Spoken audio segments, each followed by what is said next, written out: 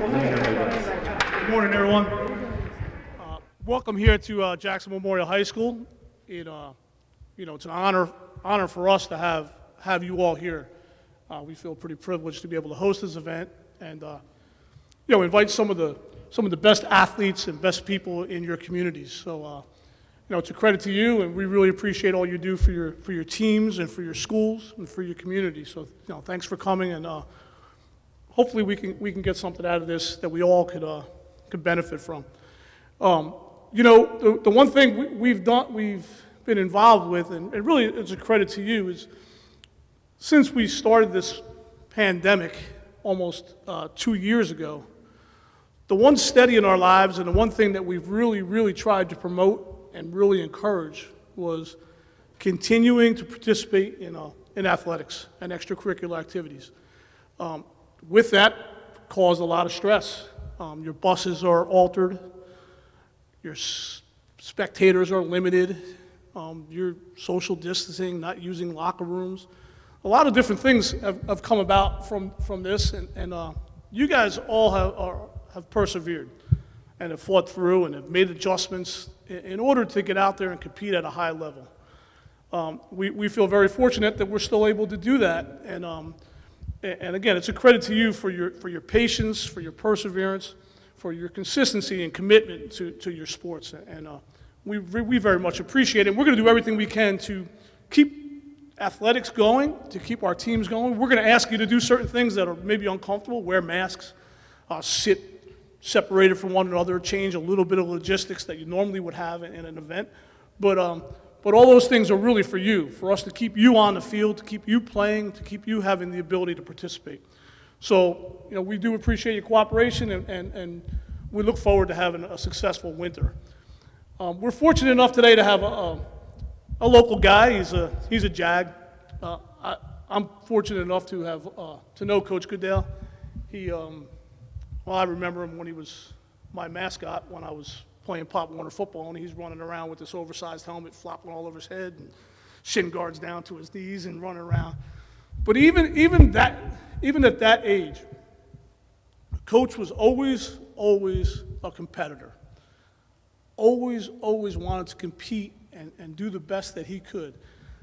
Never likes losing. Is not a person who appreciates, but also as I've gotten to see him grow up, and we're the same age really now, but we're pretty tight, is to see him understand and respect the game and respect what it takes and understand all the little things that go into being a successful person, being a successful athlete, being a leader, being a good parent, all the things that we all aspire to do. And Coach doesn't like losing anything. And if you beat him in anything, if you're fortunate enough, because he's a pretty accomplished athlete, he's going to play you again the next day until he beats you, and then maybe not play you anymore if he thinks he can beat you again. So, but those are kind of some of the attributes that he has, and the competitiveness, and I think that's why he's able to come from a small town in Jackson, growing up in a small community, playing wiffle ball and flag football and touch football on the side of his yard on a basketball court that we built, playing basketball with the ball bouncing all over the place. And all the things that I know of him growing up, to see him develop such a successful program at Rutgers University. And Scott's obviously the head wrestling coach at Rutgers University, and has really taken that program to new heights and to a new level, and has really kind of put a stronghold on New Jersey, and you get to see some exciting things. So if you get an opportunity to get up to see Rutgers wrestle and to see that program, it's well worth the ticket, and you're going to see some class act and some people that do the right things. So without me going any further, I'm going to introduce the head wrestling coach at Rutgers University, Coach Scott Goodale.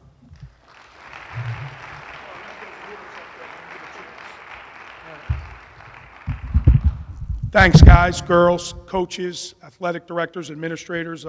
It's good to be back here. Last time I was back here, I was introducing Doug With Stanley, who wrestled for me here at Jackson, into the Hall of Fame. So that was a pretty special night. So it's really good to be back here. Like Coach Panicu says, I grew up in this town, and it was a big part of my life. Kind of was very, very fortunate. I knew exactly what I wanted to do growing up. I knew I wanted to graduate here, go away to college. Took me 5.5 years to do that, but that's okay. And then come back here and work and teach and coach and build a family. And that's all I ever really wanted to do in life, was come back. I know that seems a little shallow, but for me, you know, everybody has goals and aspirations. Thanks, Q. That's what I wanted to do, and I did that. Got my degree, came back here, was a health and physical educator, driving instructor, and actually spent 8 years in the classroom as a special education teacher. So that was fun. But for me, it was about building championship programs and being a part of championship programs. And I was fortunate enough to coach football here for 7-8 years. Started with Coach Barnes, and then with Coach Lawrence, and then obviously with Coach Smith. And then I was the wrestling coach here for 7 years. First started as an assistant, and we just happened to have some really, really good teams. I never wanted to leave here, ever. And all of a sudden, we end up being third in the country, first in New Jersey, 2006. Next year, I believe we were first in the state of New Jersey, fourth in the country. And then all of a sudden, this opportunity arises. I have this opportunity, and it starts with a 5-point plan. How to make Rutgers wrestling, how to save Rutgers wrestling, how to make Rutgers wrestling relevant, right? The year before, they finished 77th in the country. And I never wanted to leave, but I came up with this 5-point plan on a napkin with my wife at a restaurant over a couple bottles of wine. And this is a true story. And I gave it to a buddy of mine, and I said, make me look smart, kind of straighten this thing up a little bit.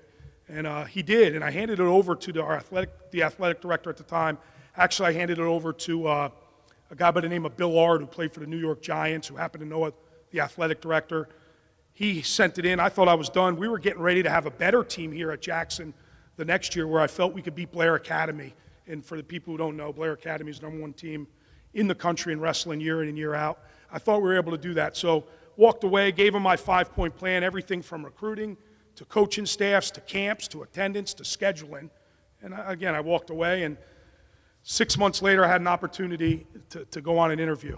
And kind of went on the interview just to really educate them on what they needed to bring Rutgers wrestling to a certain level. And then I was offered the job. So to leave long story short, because I don't want to bore you with that part of it, but that's really my story, and that's kind of why it's unique. I sat in these chairs. I listened to all the guest speakers. You know, I listened to them talk about goals. I listened to them talk about leadership. I did all that. I took all that stuff in.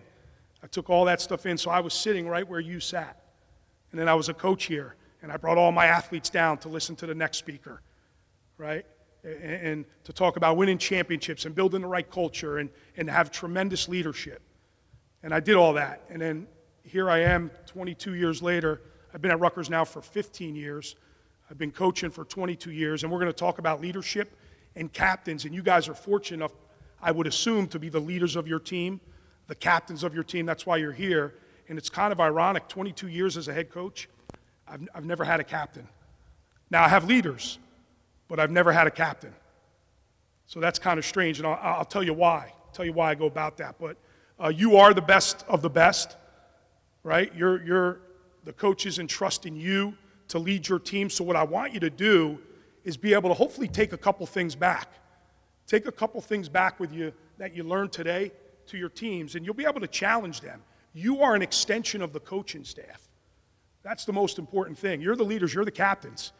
So when the coaches aren't around, it's you. And we'll get into all the stuff that's gone on. I'm sure we'll talk a little bit about some of the hazing, which I don't understand that for a second. But we'll talk a little bit about that. But more importantly, you'll be able to look at the guys and girls on your team in your particular sport this afternoon, and you'll be able to find out what type of team you're going to have and how you want to go about your season. This is the best time of year. For me, it's the best time of year, right? It's the winter season. Season kicks off, I believe, Friday night, right? If you're obviously, I was a wrestler. If you're wrestling, you're competing this weekend. That's huge, and I would assume basketball, hockey, everything's kicking off. I don't know if it's been a while since I've been at this level, but I don't know if some sports have already started. But this is the best time of year. This is a really special time. So you're going to be able to go back and find out what type of team you have. What I want to do today, I really want this to be open. I could sit up here. I even pulled out. We just actually moved. My wife and I moved into a new house. I got a son and daughter that go to Rutgers. They're up there with me. And I found a box as we were moving, and I pulled out some old speeches.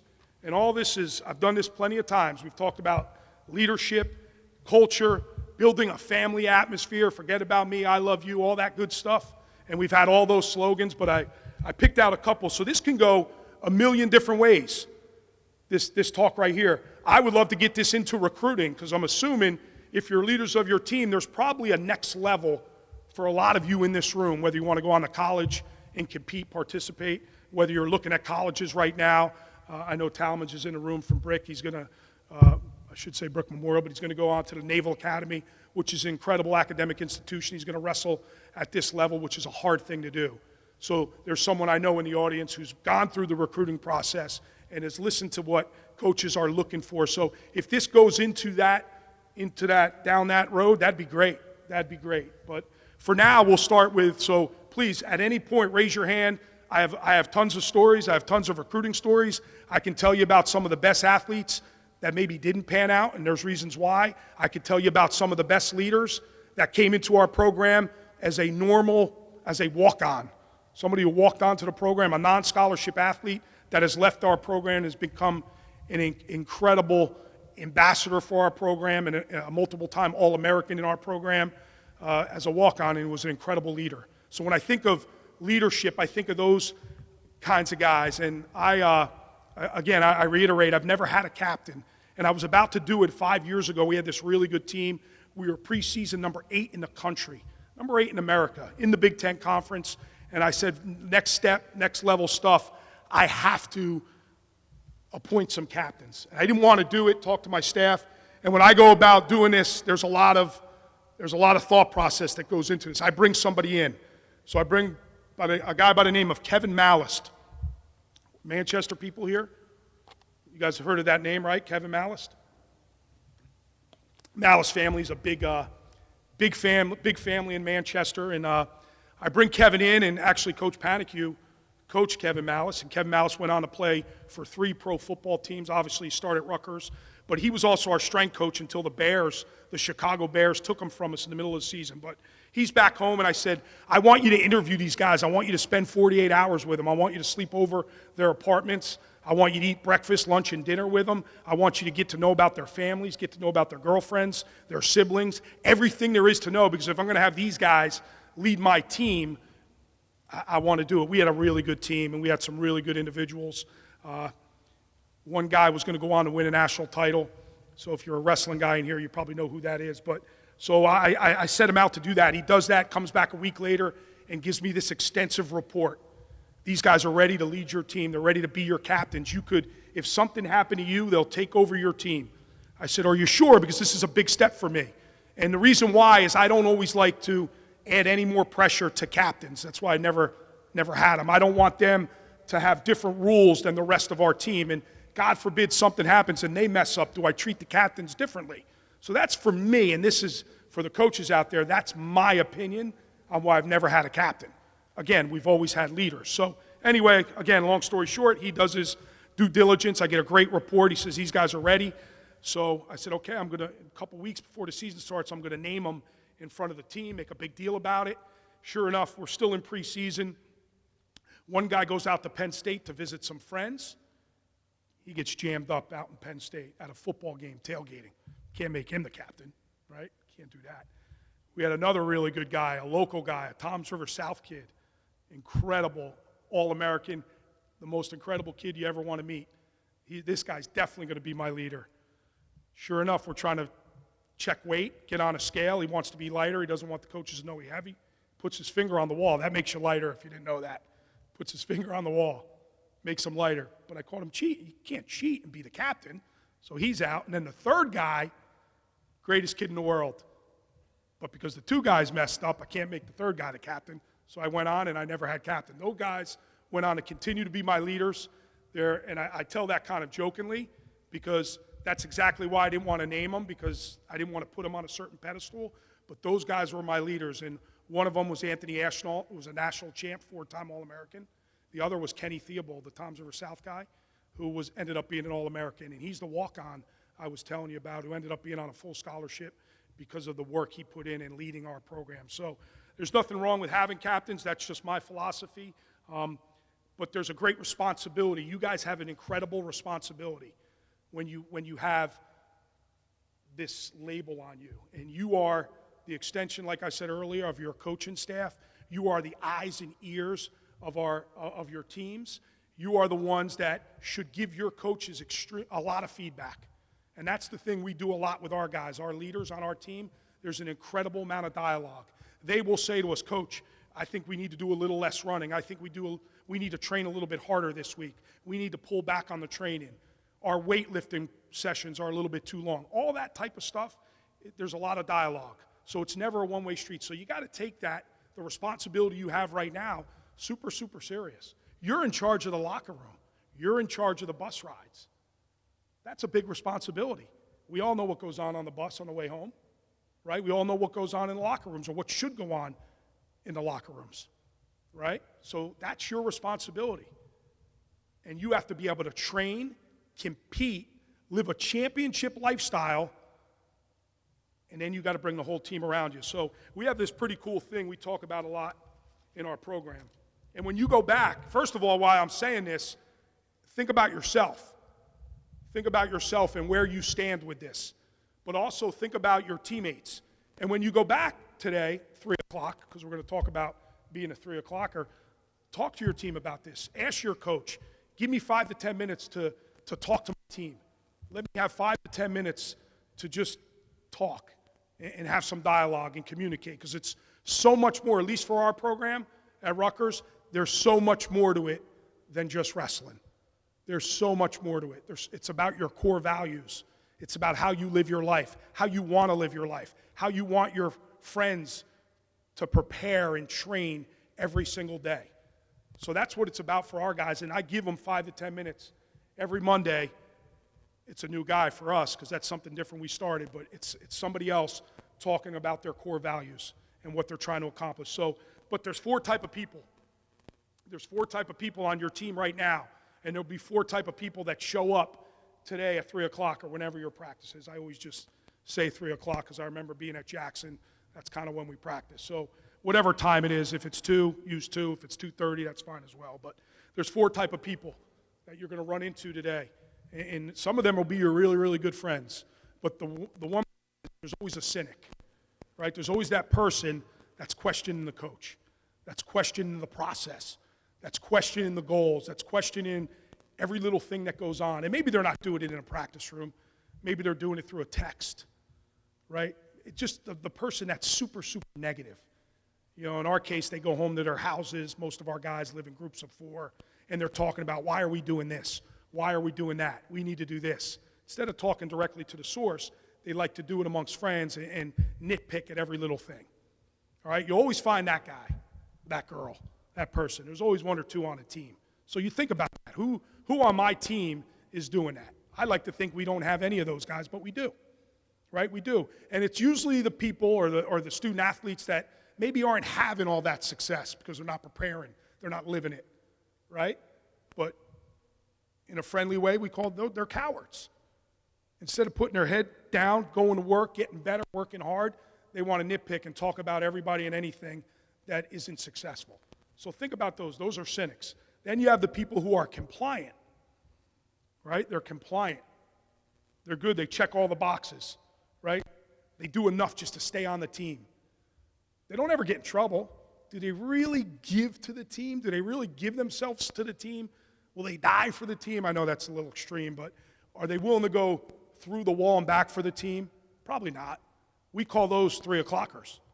You know, every time I've ever give this speech, right, and every time I've ever went into a home and did a home visit and recruited athletes and tried to get athletes to come to Rutgers, I always talk to them and their parents about being 3 o'clockers. Everybody in the country is really good at 3 o'clock, for the most part. Everybody in the country is really good at 3 o'clock, right? You're going to be really good during your practice. Well, what separates you? What separates you? What makes you different? What makes you different? What are you doing at 7 a.m. this morning? What are you going to do at 8 o'clock tonight? And that's so much more than just your sport. That's your hygiene. That's your nutrition. That's your sleep patterns. That's you watching film. That's you putting in time to your craft. That's putting in time to your craft. That's a lot. And if you're not doing that, you're just compliant. You're not going to get in any trouble. You're going to be fine. You're going to be on the team. You won't really contribute to it, but you're on the team. You may win some, may lose some, but you check the box. And I see unfortunately, my wife came down. She's a guidance counselor here, but my wife came down, so I probably shouldn't tell this story, but I will. This first year, my son's a walk-on at Rutgers University football. Very compliant. Very compliant. He went through it. He got through it. He went to practice every day. Every day he needed to lift. He worked real hard. He lifted hard, right? He went to practice, walked off the field with the rest of the team. But to be great, he needed to catch more punts. He needed to catch more passes.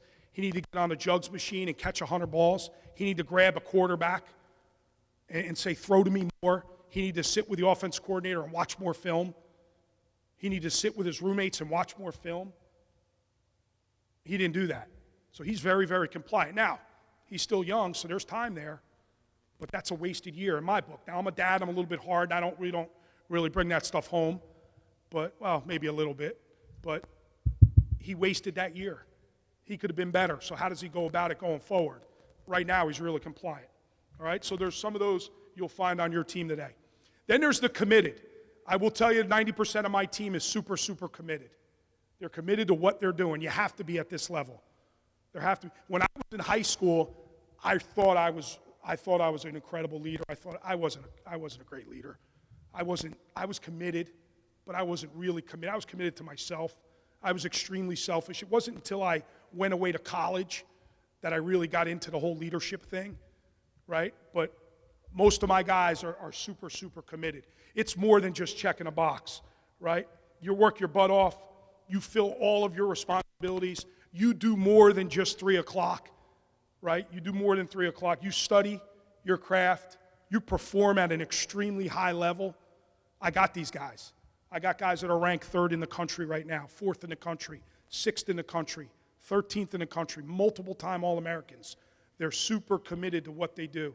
They have a heck of a routine early in the morning. They do a heck of a job at night. On weekends, they get in there on their own. They are super, super committed. But do they bring everybody along?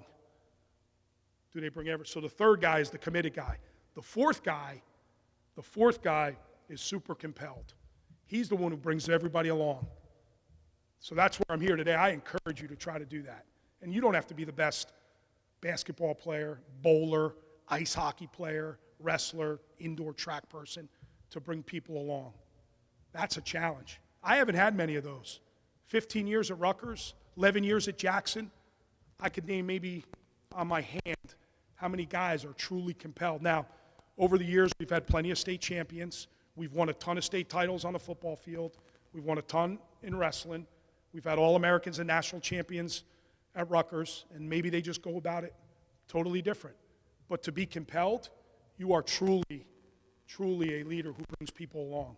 So that's really what I encourage you to do. That's a hard thing to do. It's easy. I'm assuming most of you in here are probably seniors, and maybe how many juniors are in here? Handful of juniors. How many sophomores? A couple sophomores, right? So for the most part, we're seniors, right? This is the challenge, is to bring people along. To bring people along. Think about the freshmen that are in your program right now. And some of you may not even practice with your freshmen. Think about, if you're a senior, the sophomores in your program. How much time do they get from the upperclassmen? Very little, probably, right? We're worried about ourselves and performing at this high level. How many times does an Anthony Ashnault or a Nick Suriano spend time with an incoming freshman walk-on? How many times does John Poznansky go to lunch with a walk-on wrestler? He's one of the best kids in the country. How many times does that happen? Those are guys that wrestled for me, if you didn't know. But how many times are you going up to a freshman or sophomore that maybe isn't that as talented and having those tough conversations, having conversations in general about not only your sport, what's going on at home, right? Their siblings, their parents. Some may come from a divorced family. Some may come where they have no parents at all. You would never know that. You would never know that unless you have those conversations. In our program, we kind of make you do that. So we'll go on the road, and right now our best guy is probably Sebastian Rivera. He's a 4-time All-American. He's actually a Jackson kid who went to CBA. But, Is Sebastian going to choose to room on the road with a freshman kid who he really never really talks to? No, but we make him do that. That's part of it. You're going to room with Al DeSantis today. I'm just throwing these names. You have no idea who they are, but maybe this kid is never going to wrestle, but we're going to put him with Sebastian because we want that kid to see how Sebastian lives, how he trains, how he prepares, what his mindset is like to compete at this level, how he lives, what's his family like. And all that stuff goes on a bus ride, on a hotel stay, on a trip away. That's important. So if you really believe you're a leader and a captain of your team, you're spending a whole heck of a lot of time, not with your superstars, not with those guys. Everybody, you're always going to hang out with those people. You're like-minded. But what about everybody else? And I say that because as a coach, and I think, like I said earlier, you guys are an extension from the coaching staff, it's so important to know everybody in the building. When I was here, and I take great pride in this, when I was here, one of my best friends, one of the people I talked to every single day, and God rest his soul, he's no longer with us, a guy by the name of Tinker. He was our janitor here. He was one of my best friends. The cafeteria, we wrestled in a cafeteria. Every single day we wrestled in the cafeteria. Those ladies, I was as close to them as I was my staff. They are an important part of the program. I got to know them. The guys who wrestled for me to this day, it's my job, and it's a hard thing to do. It's a hard thing to do, and some days are better than others. Some years are better than others. I got to know everything that's going on with that family, because you never know what's going on at home with the kid unless you take the time to have that dialogue, to talk and communicate. So I want to know about their siblings. I want to know about their parents. I want to know where they come from. Is that the bell? Is that an announcement? Usually that would be like, Scott Goodale, come down to my office, to the principal's. No, I never really gotten sent down to the principal's office. And if I did, our principal was Bernie Ryder, who was a longtime wrestling coach here, so those were good talks. But, yeah, so where was I at? Just knowing everybody in your program is extremely important. I know we do have coaches out there, but you guys, the leaders, the captains, that's your job, and that's a hard thing to do. And some of you are sitting there going, I'm not taking the time to meet up with a freshman. I'm not going to take the time to meet up with a sophomore. Just not going to do it. It's not important to me. I want to make sure I'm winning, I'm training, and that's good. I think to be really, really successful, you need to be selfish. You need to be selfish. That's important too, but selfish in a good way. Selfish in a good way. And, I look at some of the coaches and athletic directors and some of you guys, and I'll speak to you as if I'm speaking to them, but you can never have a bad day. There's two things you can always control. And make sure when you go in today at 3 o'clock and you're meeting with your teams, you can always control your energy and your enthusiasm. Now, I love what I'm doing. I love it more today than maybe I did 25 years ago.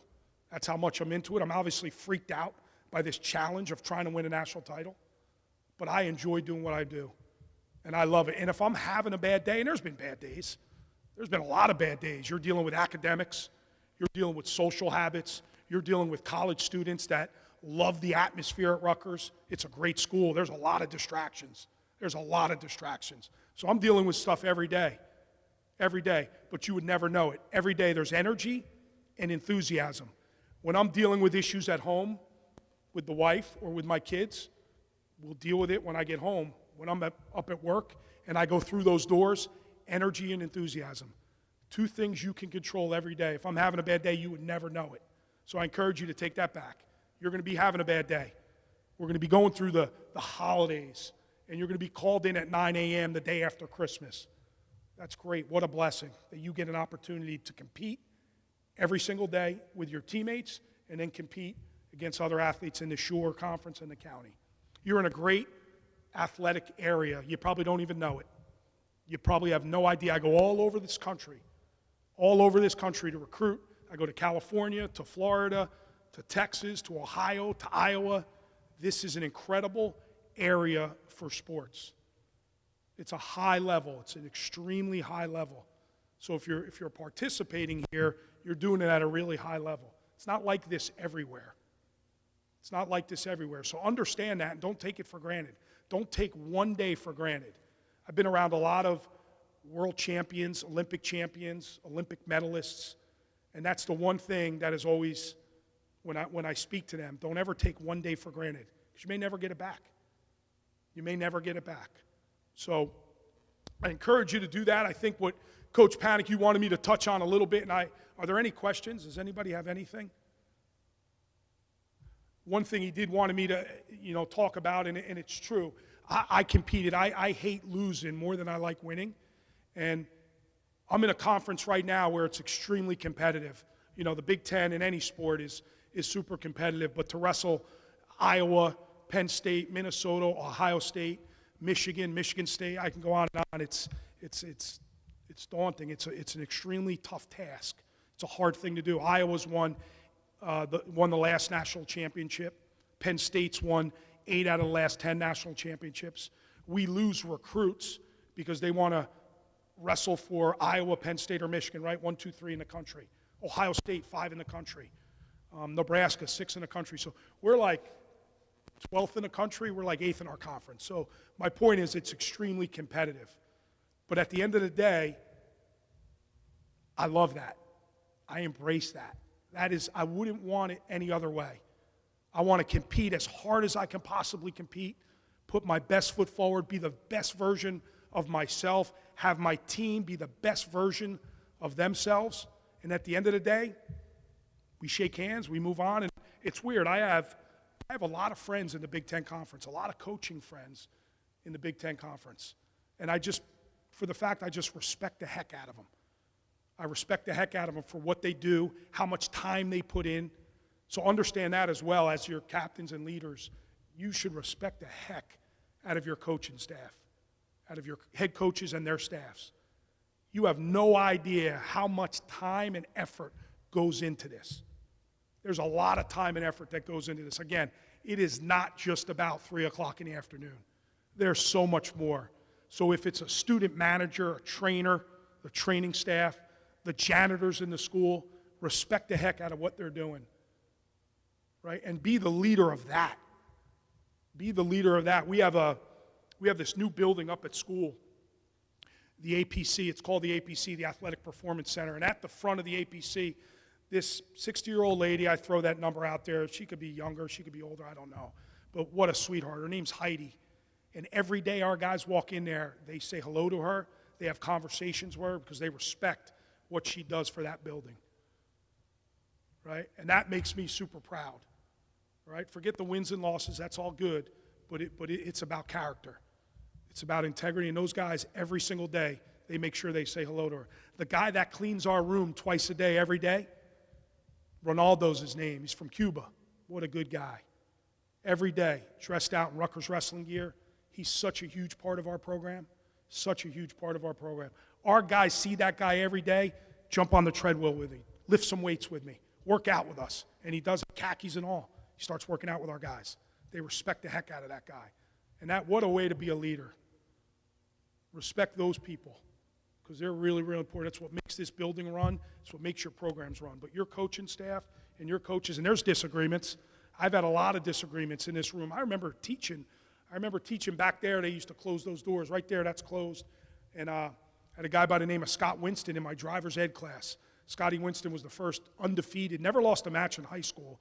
Broke his wrist his freshman year, so he didn't win 4 state titles, but he won 3, undefeated. And he ended up wrestling for me at Rutgers. But Scotty and I would sit back there in class, and we'd get through our driving ed work, and we would disagree on a lot of things, on how we're going to train this week and how we're going to prepare for, whether it's the off season and what we're going to do in the summer. We disagreed on a lot of things. I respected the heck that he would challenge me on what we need to be doing and how we need to be training. And now there's an utmost respect there, and he was super, super loyal to me. I was fortunate enough where he came to Rutgers with me. It was my first major recruit I ever got when I first started at Rutgers. But there were disagreements. There's some good dialogue there, some really good talk, and I respect that. So understand that. Communicate with your coaches and with people on your team. It's super, super important. And I'll leave this. I'll end with this, and then I definitely want to open it up. There's got to be questions on the recruiting process, but I know we all read about all the stuff that goes on in the locker rooms and, certain school getting in trouble, and I don't know, I never understood the hazing thing and the traditions of if you do this to a kid, you make them part of your team. That's the dumbest crap I've ever heard. If you want to make somebody a part of your team, bring them along with you. Go to the mall with them.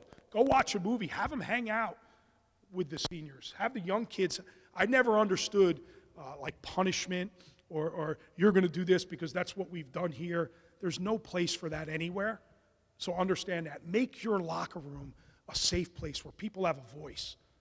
Where people have a voice. And maybe you don't want to hear that voice. And I'm speaking to the wrestlers now. How many wrestlers I have in here? Right? So think about when you're cutting weight, right? You want to hear somebody, right? You don't want to hear that. But that's what you have now. You're in the spot. You have to do that. It's your locker room. It's your locker room. So you let people have a voice, whether they're really good at what they do or maybe they're not so good at what they do. Have a voice. You know, we had a kid speak the other day to our team. We're allowed to carry 33 guys on our roster. There's no question in my mind, he's the 33rd guy on our roster. He will probably never wrestle a match at Rutgers, but he shows up every day, works his tail off. He has a voice in our locker room. Our guys love him. Our guys love him. You make him a huge part of the program. The hazing and you do this because that's what's gone on here in the past, just put it into that right away. Have some wherewithal about what's going on your bus ride home in the back. In the back. No coincidence, on our bus rides, our leaders sit right up front with the staff. They sit right up front with our staff. They don't go to the back, sit on their phones, and they're right up front with us. That's the culture we have right now. And your culture will change, coaches out there. Your culture is going to change every single year because you got new guys coming in. Your core values don't change, but your culture will change every year. There's no question about it. We had a kid by the name of Nick Suriano who ended up winning the national title for us a couple years, 2019, transferred from Penn State, won one for us. He was totally different than Anthony Ashnault. Still part of our culture, but it was just different. It was different. He was different. He was a me guy. Me, I'm going to win a national title. And nobody got in his way. And this is the way I'm going to go about it. He showed up every day. He worked harder than most. Every single day. All the time. He ate clean. He lived right. Championship lifestyle. But it was about him. So our culture was a little bit different. You got to cater to that a little bit. Right? He was very about himself. That's not a bad thing. That's not a bad thing. But for the most part, your culture is your lifeline. That's what it's all about. It's your job to make sure that culture is good. But give everybody a voice. Give everybody a voice on that bus ride home. Give everybody a voice in the locker room. All right. Are there any questions? Question.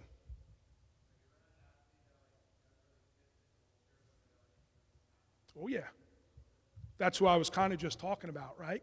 You have to, first of all, from a coaching staff, you have to kind of adapt, right? Especially in my sport, right? It's very individualized. But you need the team. You need somebody to train with. He wanted somebody to work out with. He wanted the coaching staff to put him through workouts. He depended on us a lot. But it was just different, yeah. And our guys understood that he ticked to a different, listen, we have a guy right now, it's very similar, but we make it work. We make it work, and we allow him to bring guys along. You know, we allow him to bring guys along. So we make adjustments, but for the most part, it's understood in our program that preseason is about the team. Like all hands on deck, you need to be at those preseason, you know, the running of the stadium, the running of the woods, the chopping down trees. They're always at those. So yeah, you make some adjustments, and they're a little bit, they test your culture quite a bit, but you work with them. And then a lot of our guys will have conversations. Hey, why don't you open up? Why don't you come out with us? And once we got Nick Suriano to open up, it turns out he's a great dude that just loved being around our guys just as much as the next guy. So they just want somebody to really reach out to them and help them. But there's a lot of dialogue there from a coaching staff standpoint and the other guys on the team. That's a great question, though.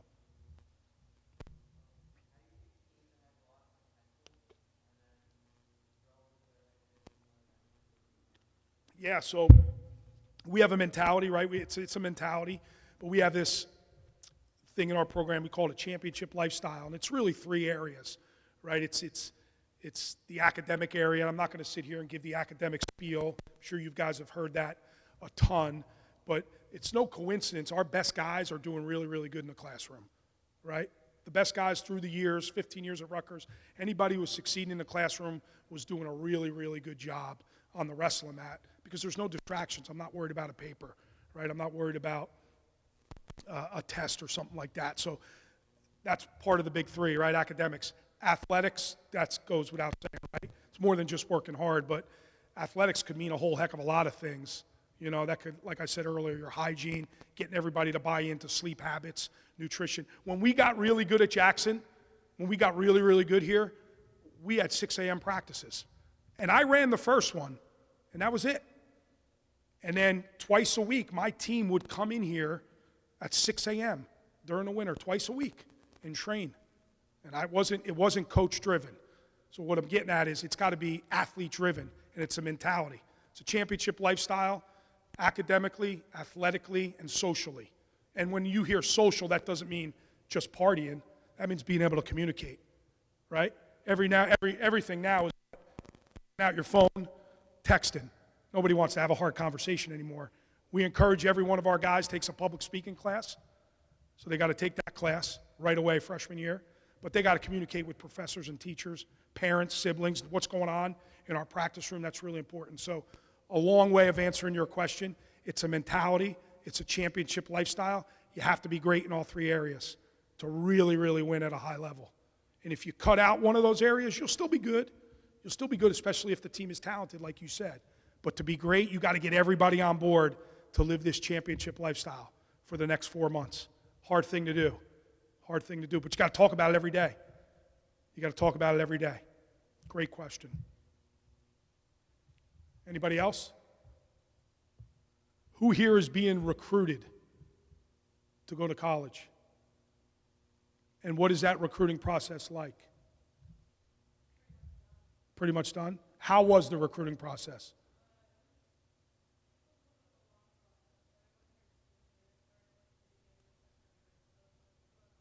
Yeah. And what sport? Swimming? Where are you going to school? Oh, sure. Yep. All the way up there. It's cold up there. Oh, boy. All right, well, good. Well, the recruiting process is crazy. So you hear all this, like when I was going through high school, if you don't get good grades, you're never going to go to college. And I would say to myself, I just want to wrestle. I just want to wrestle. And next thing you know, I'm in education. I'm teaching for 11 years. And if I could go back, I'd put so much more time into I try to talk politics, and I can't. I know nothing about it. I feel not dumb, just not educated enough. I wish I could go back. But you hear that all the time. Like, if you don't get grades, you're never going to go to college. I will tell you, as a Division I wrestling coach, that is so true. If I have two really, really good guys, and I have a 3.5 GPA and a 2.0 and a guy that just got by, 99.9% of the time, I'm going with the 3.5. It is super important. So that's a big deal, the recruiting process. Home visits, meeting families is super cool, best part of my job. I love going. I won't really sign a kid for the most part unless I do a home visit, meet the families, and see how kids live. So for you younger kids in here, you juniors or sophomores that are really going to take this recruiting seriously, coach is going to come to your house at some point, and they're going to, well, maybe won't do what I do, but I ask to see how a kid lives, and that's kind of weird, but we'll have dinner, and then I'll say, hey, let me check out your room, just to see how kids live. And there's been times I've walked right out. I said, okay, good. Won't recruit this kid based on what's hanging on the walls. And there's been time I've absolutely fell in love with the way a kid lives, and you really go after and recruit a kid. So there's so much that goes into it that you have no idea. What you put on social media, if you don't think that's a big deal going through the recruiting process, you are crazy. You are crazy. If you don't think, now, my guys are already at college, and we have a certain app, and we have meetings every once a month with our compliance. If you don't think what they're putting on their social media is important today, even though they're at college, because they're getting ready to go get a job. In every major corporation, Wall Street, whatever the case might be, a school district, they're going to look at your social media. That is a huge part. Bring that back to your teams. Talk about what you're posting, your Snapchats, your Instagrams, and God forbid there's a group text. I'm sure you're all in on them with your team. those things have got to be so solid, so solid. Whenever something goes on at a university, I immediately, and I'll give you an example. Iowa was wrestling Princeton 2 weeks ago, and the kid from Iowa was a 3-time national champion. He's the best wrestler in college wrestling. Well, he wasn't going to wrestle. He wasn't going to weigh in and wrestle. Princeton flies all the way out there. They have the number 2 kid in the country, a multiple-time All-American. He didn't weigh in because the kid from Iowa didn't weigh in. So what is everybody thinking, right? In our sport, if you're not going to wrestle each other, you're kind of a, for lack of a better term, you're kind of being a baby. You're kind of being a wimp, right? You got to wrestle. That's the sport. I want to see 1 versus 2 in the country. Well, they didn't wrestle. It was the biggest match going on that weekend, and they were supposed to wrestle, and they didn't. So what do I think right away? Somebody on my team's going to go on social media and call these kids out, because that's what they do. That's what they do. They call you out, and boom, you're suspended. So what do? I send out a group text to my team. Do not say a word about Princeton, Iowa. Happens all the time. Kids get suspended all over the country based on what they put on social media. So understand that's really, really important. Just from a job standpoint. Eventually we've got to go to the real world. They go far back as 6, 7 years and check what you're putting on there. It happens all the time in pro sports. You see head coaches get hired, 2 days later they're getting fired based on what's put out there. So just be real solid with that. I know I'm being long-winded here, Q. I apologize for that. Are there any other questions? You got another one. Bring it. Go ahead, kid. I like this guy. Where are you from, McAuliffe? So you go to Liberty? Yeah, but you went to McAuliffe. Why'd you say no? No, I know you don't go to McAuliffe now.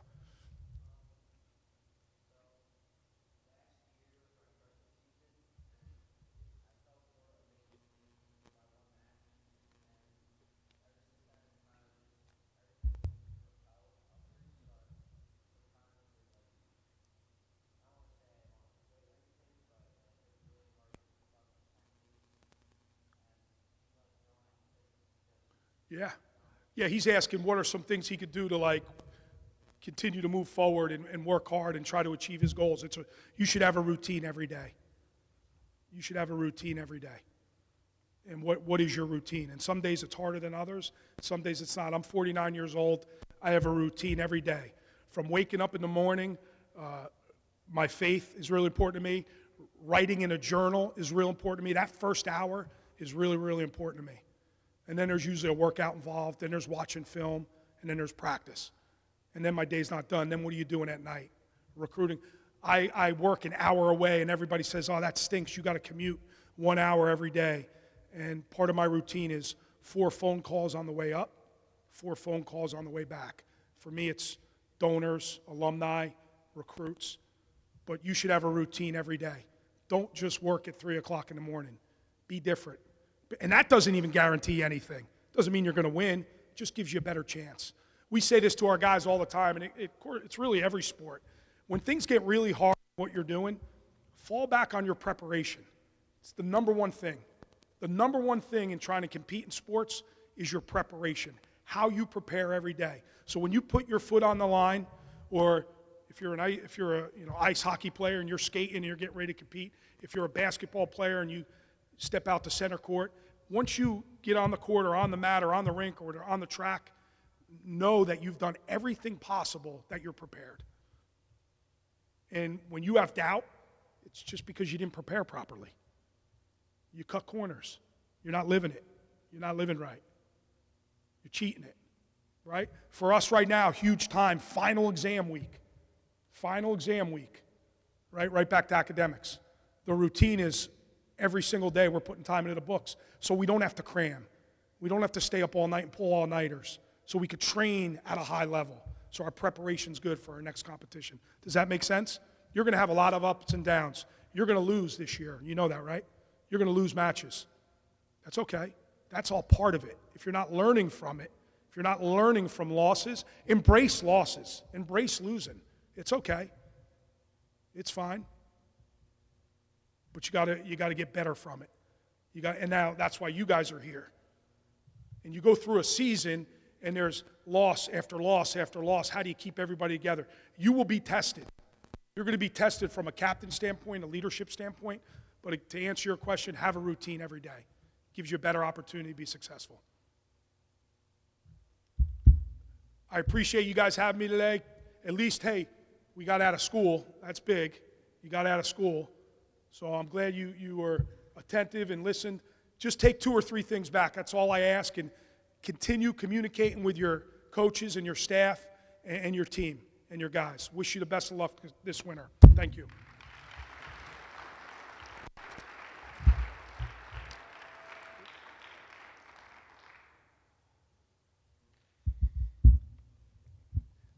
All right, ladies and gentlemen, I'm Will Sunderman. I'm the athletic director at Pinelands, and right now I'm also the president of the Shore Conference. So the reason we felt as athletic directors it was super important to get you guys, the winter captains, together. We've done this in the past in every season, but with COVID and things like that, recently we weren't able to. But in our athletic director meetings, we thought it was time to start to try to get you together again. So thanks for being here. But more importantly, first, I want to thank Coach Goodale for coming out today. This is his season. I mean, he's extremely busy, yet the Shore Conference, Jackson Memorial, you guys were important enough for him to take time out to come talk to you today. So, Coach Goodale, one more time, thank you so much for volunteering to be here today. And next, I really want to thank Mr. Panicu, who's going to come up and wrap it up at the end, but Mr. Panicu and Jackson Memorial for putting this together and hosting it. While this was our idea, Mr. Panicu put the whole thing together. He's an outstanding athletic director, and thank you, Mr. Panicu and Jackson. And then I want to thank all of our athletic directors and coaches who came today, and even the ones who couldn't come today. Thank them for being here and for doing things for you. They're there for you. If you need them for anything or need help with anything, reach out to them and talk to them. You might not always get to talk to your athletic director as much as you want, but try to establish more of a relationship with them. And we're here to help you guys. So thanks to our athletic directors and coaches. And most importantly, and by far, thank you, because you're coach said it before, you're the best of the best. You're our leaders in school and outside of school. And you represent your school, your team first, your school second. Okay, and Coach Panicu is going to touch on this as well. You represent your division third, Ocean County fourth, the Shore Conference fifth, and even the state of New Jersey. So thank you for being the best of the best and being here today for us. Thank you, guys. Give yourselves a round of applause. All right, Coach.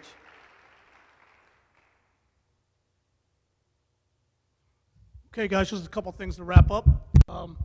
First thing, one thing I've always emphasized with my coaches and with the students and my own children is, if you look around, if you turn around, you look everybody in the eye, and you look around this room, we are more alike than we are different.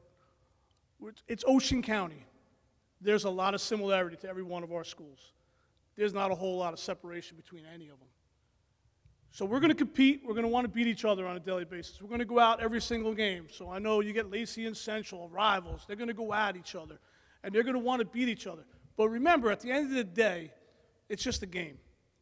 And you're playing to do the best you can, and you do the best that you can. But look at all the guys sitting and young ladies sitting here. They all want what you want, everyone in this room. You're all leaders. You all want to do well. But at the end of the day, we need to have respect for the game. We need to have respect for the officials. And we need to have respect for each other. And that's what we want to get out of this. And that's why we brought you all together, so that you can see that we're all the same. Coach Goodale, I know a long time, nobody better at preaching that message, and that message was clearly sent. All right, so with that being said, you have an opportunity to prove that. We have lunches for you all out in the hallway. So I'm going to ask that you go out in an orderly fashion and be respectful to one another. You can go out there. There's some ham sandwiches. There's some turkey sandwiches. So coaches, if you can help with that and organize your teams and bring them out together. Jackson Liberty and Jackson Memorial, we're the host, so we go last. And this way, if we do run out, I could always go down to the cafeteria and get you more food. All right, so Jackson Liberty Memorial, we're a host. We go last. Rest of the coaches, ADs, if you could help make sure that goes out in an organized fashion. Thanks again for coming, and wish you best of luck this season. Thanks.